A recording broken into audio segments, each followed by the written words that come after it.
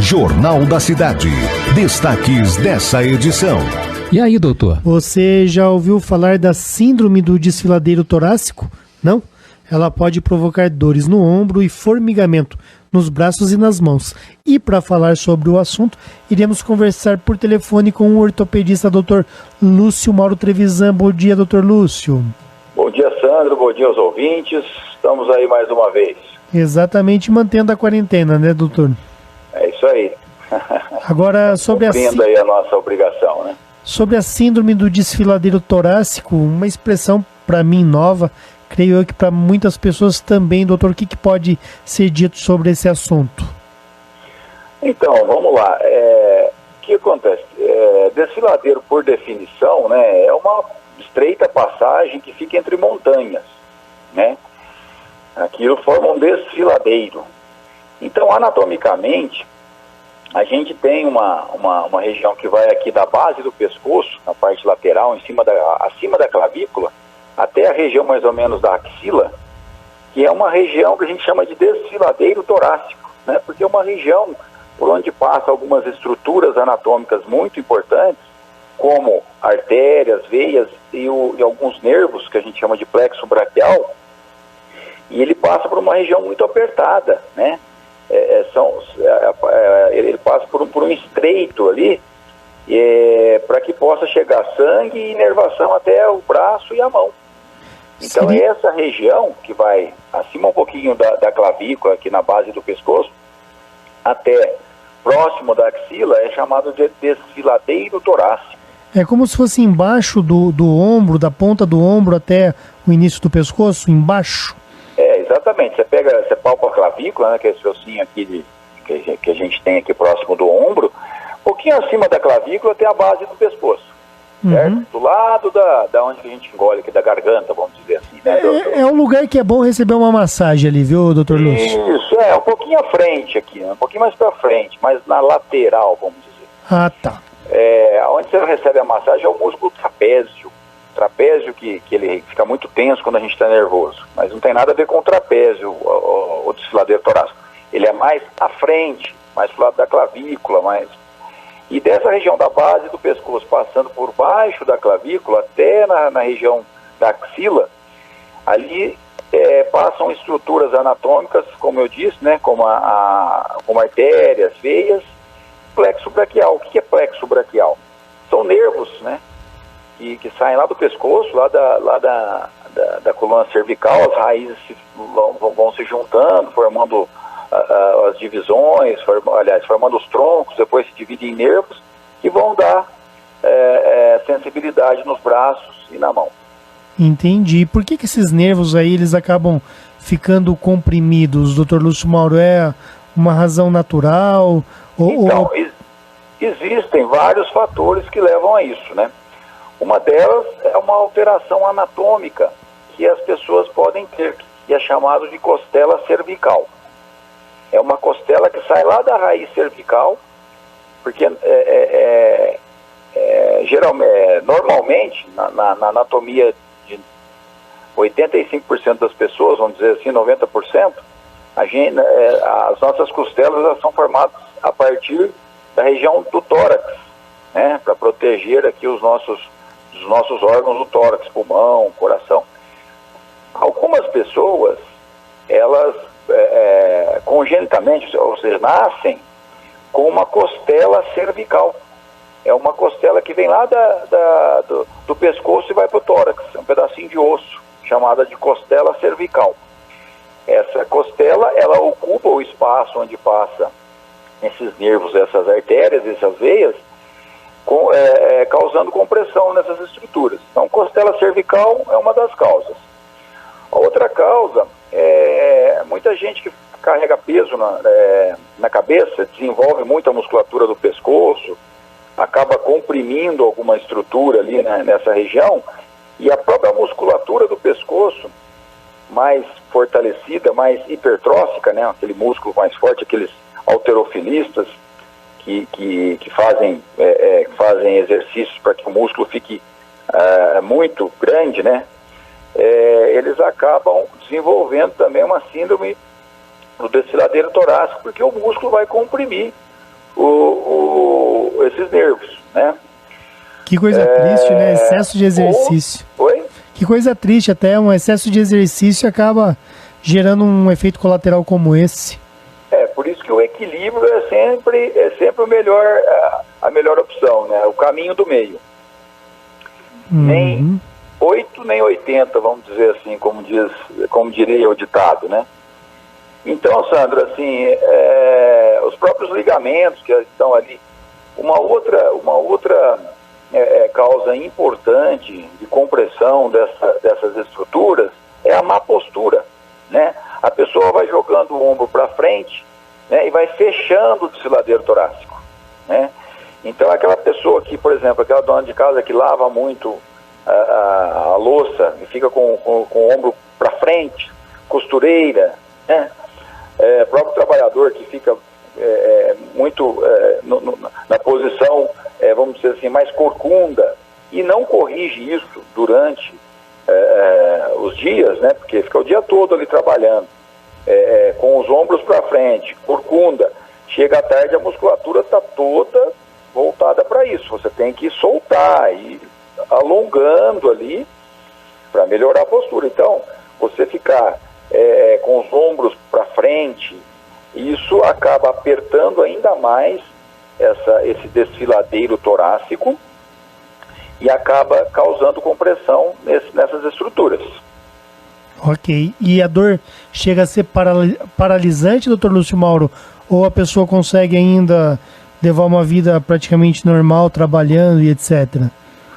Então, sabe, os sintomas começam, às vezes, com alguma posição que você fica, formiga o braço, aí você vira para um lado, melhora, você põe a mão na cintura, melhora porque você diminui a pressão nessa região.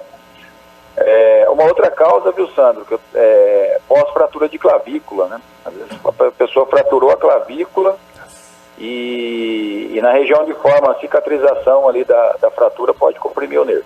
Mas, enfim, respondendo a sua pergunta, os sintomas são insidiosos, eles começam leves, né? Começa com aquele formigamento no braço, às vezes uma alteração da coloração da mão, a mão fica inchada, e depois esses sintomas vão se tornando mais frequentes e mais importantes, né? Isso vai aumentando com o tempo, porque a pessoa não corrige e aquilo vai piorando cada vez mais. O famoso formigamento também nos braços e nas mãos. Exatamente, o formigamento nas mãos pode ser acometido pela compressão no desfiladeiro torácico. E os brasileiros... Ou seja, uma dor na mão pode ter origem no tórax. Entendi. Os brasileiros, muitas vezes, eles negligenciam essas dores, não é, Lúcio? Então, inclusive, a gente até conversou sobre isso, né? Não negligencie sua dor, né? Exatamente, as pessoas acabam se acostumando a fazer uso de medicamento, a não ligar para aquele problema, né? E acaba aumentando essa compressão e causando lesões irreversíveis. Agora, que chega até a perder força do braço, né? Para fazer o diagnóstico, como que o médico trabalha? Como, Sandro? Para fazer o diagnóstico, o médico ele precisa de exames extras, como que é feito? Então, o diagnóstico é feito principalmente por sintomas clínicos, né? O paciente, pela história que o paciente está contando, pela profissão do paciente, como que evoluiu.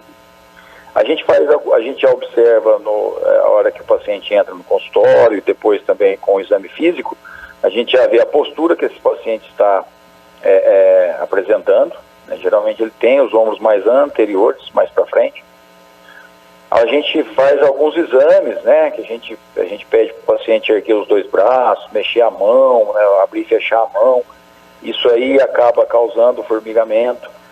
Tem um outro método que a gente mede, a gente pega o pulso no punho, né, e roda o pescoço do paciente, pede para ele encher o peito de ar, e a gente vai vendo se o pulso vai diminuindo, é um sinal de que tem alguma coisa comprimindo a artéria que leva sangue lá para a mão, ou seja, se a artéria está acometida, o nervo que está do lado também está.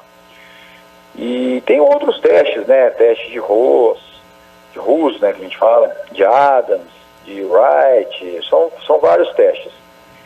E a partir disso a gente tem já uma suspeita diagnóstica muito importante. Aí vem os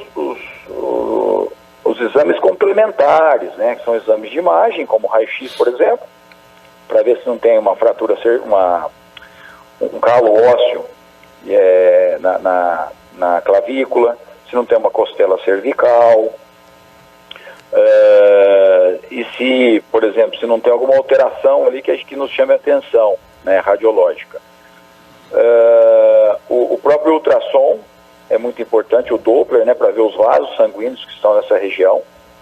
E o ultrassom é muito importante porque é um exame dinâmico. O que é um exame dinâmico?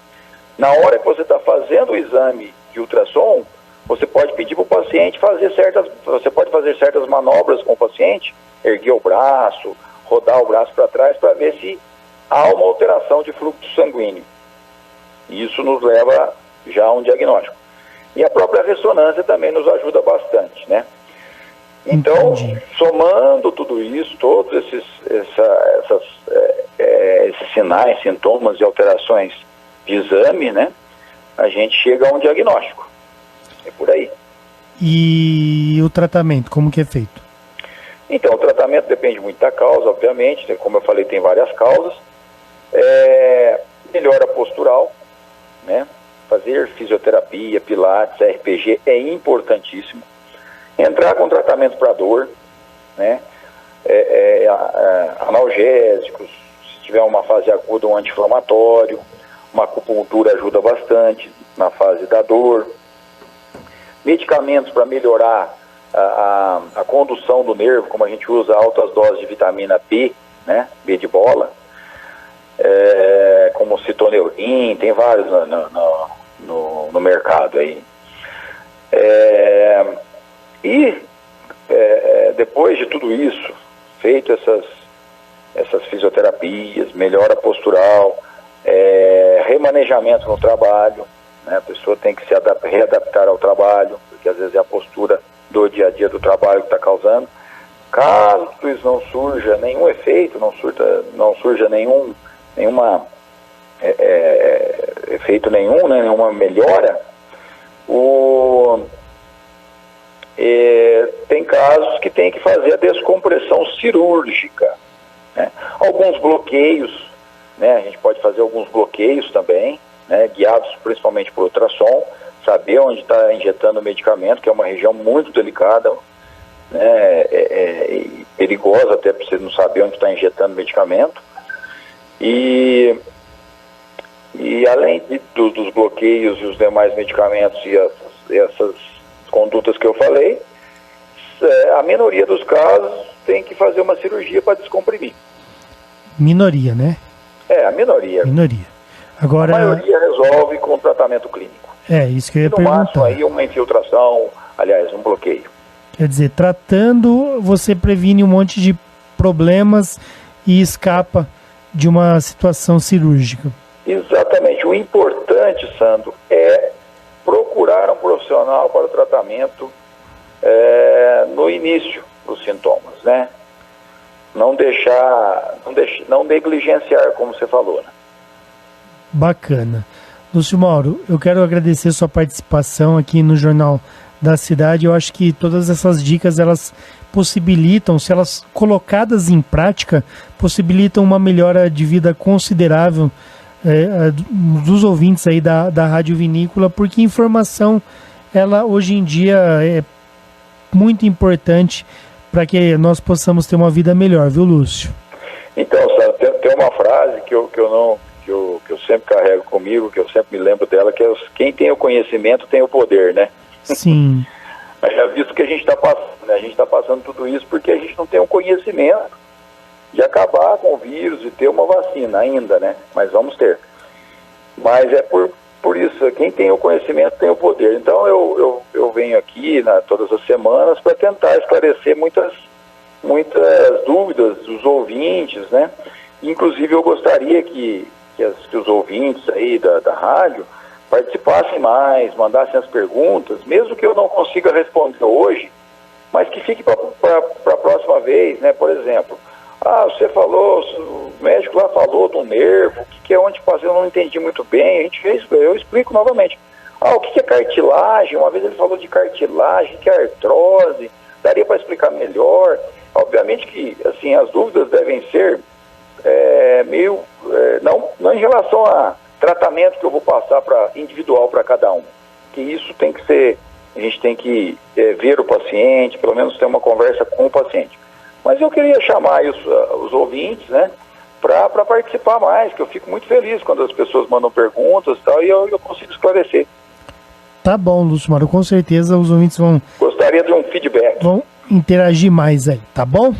Ok, obrigado, Sandra. Até mais. Nós conversamos com o Dr. Lúcio Mauro Trevisan, ele participou aqui do programa Jornal da Cidade falando sobre síndrome do desfiladeiro torácico.